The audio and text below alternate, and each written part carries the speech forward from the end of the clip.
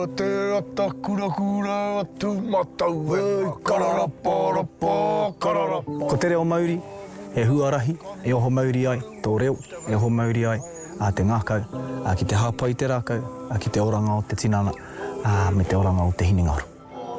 Ko te tumu whakarai, o tō mātou whare, ko tā Peter Sharples. Maharau te taiwana kōrero, ki te hāpai koe i te taiaha, ka hāpai hoki i te reo me ngā tikanga.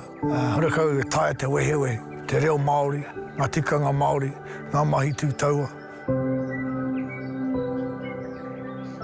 Ki te ata titiru ki te taiaha, he tini o na mata, nō reira, ko e te o ngā mata o te taiaha, ko te reo ōkawa, te mahi whai kōrero i runga i te marae, te mahi karanga, ko ngā mahi tūmarae, ko te whakahaere ngā karakia, nō reira, ko te taiaha, te tai waka hei kawe i te reo rangatira.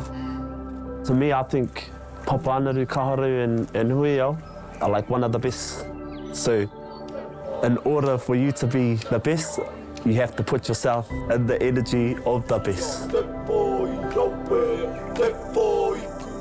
Ana ka haere ngātahi te tūtaua me te reo, ka pita mai pēr ko te Reo Mau-ri. Kua mōhio nei au me pēhea te tūpakari ki roto i tēnei ao Māori, he whāinga nōpū ki te whāngaihia i ēnei momo akoranga ki taku tamāhine me taku taina rāua ko taku tungane.